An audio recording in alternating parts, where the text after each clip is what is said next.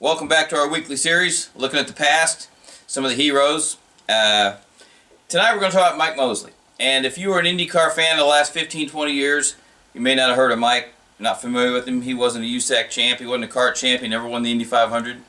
But believe me, in the 1970s, he was one of the fastest and one of the best IndyCar drivers, even into the early 80s. Now Mose was an open-wheel guy from way back. Here he is at Ascot Park in 1966. Notice no cage, barely a roll hoop. So he learned on the dirt. He lied about his age. He came to Indianapolis in 1967. He was only 20 years old. You had to be 21. He crashed a couple times in A.J. Watson's car, told Watson he wasn't ready yet. So he came back in 68 and he made Indy for the first time. Well, 1971, he's running pretty good. The hub brake's coming out of turn 4. He pounds the wall, has all kinds of injuries. He gets burned. It knocks him out for the rest of the season. This is the remains of his car. It's amazing he survived. So, 1972 was the year change at Indy. Dan Gurney, Bobby Unser, the Eagle. They go 17 miles an hour faster than the track record the year before. You've got Roger Penske with McLarens with Mark Donohue and Gary Bettenhausen. You've got Team McLaren, Peter Revson.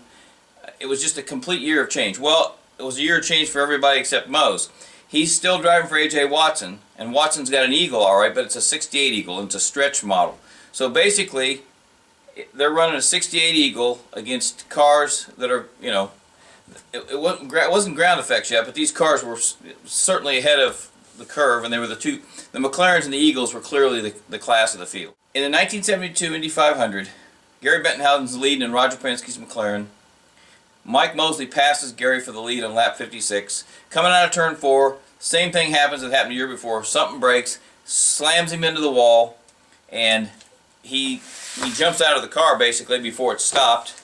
This is a picture of him getting ready to crawl out as it's going this way because he's on fire, and he knocks him out for the rest of the season. And we went up to the hospital to visit Mike, Gary Bettenhausen and I, and we were leaving, and Gary said, "You know what? If that guy was driving a McLaren, we'd all be driving for second. Because if he can lead the race in that old car, I mean, can you imagine what he'd do in a McLaren?" Well, as things went on, he drove for Judd Phillips and Jerry O'Connell, and he won a race at Phoenix starting last. And then in 1975, he wins Milwaukee. He won 3 times at Milwaukee, once at Phoenix and once at Trenton. But in 75, he wins at Milwaukee and announces in victory lane he's retiring. And we're all like, Mose. I remember calling him when he got back home. I said, "What are you going to do?" He goes, "I don't know, but I'm tired of being hurt, and I don't want to get hurt anymore." So he stayed retired for about 6 months, realized he couldn't make the living he was used to doing that, so he comes back to IndyCar racing. He's not got the best rides, hit and miss here and there. Then he finally gets hooked up with Dan Gurney. And it was one of the great combinations because here's Mose after qualifying second in the wonderful Pepsi Challenger in 1981 at Indy. Then they go to Milwaukee. He has to start last. I can't remember what happened. But he goes to last to first in the Pepsi Challenger, wins the race. It's the last victory for Mike Mosley in an IndyCar. It's Dan Gurney's last victory in an IndyCar with the Eagle. And it was just kind of this wonderful moment because he'd started last, and I think he might have even lapped the field. And, then they kind of, typical rules makers, they pretty much tried to ban Dan's ideas in the car, and they made him change it, so it wasn't as lethal as it was the next year. But it was lethal because it was in Mosley's hands, as much as anything. So Mike runs Indy once more, maybe twice more, and then in the winter of '84, he loses his life in a highway accident. And the thing about Mose was he was quiet, he didn't like being interviewed. You'd never guess he was a race driver. He was a little scrawny guy, and the friendliest, nicest guy you'd ever want to meet.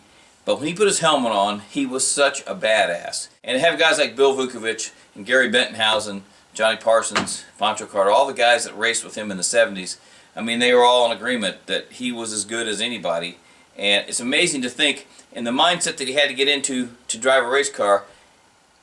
He didn't drive scared, but he didn't have any fun, but it was how he made a living. So while other guys came back from devastating physical injuries, I think Mike really came back from mental injuries as far as not wanting to be in the car. He'd been hurt really bad 2 years in a row. But despite all that, he still went out and drove as hard as anybody and as well as anybody. And, that's testament to what a hell of a race driver the guy was. And he left us when he was 38 years old, much too early. But when old Mose is on the racetrack, you better be paying attention because he was going to the front. This is Rob Miller for RACER. Thanks for watching. Talk to you next week.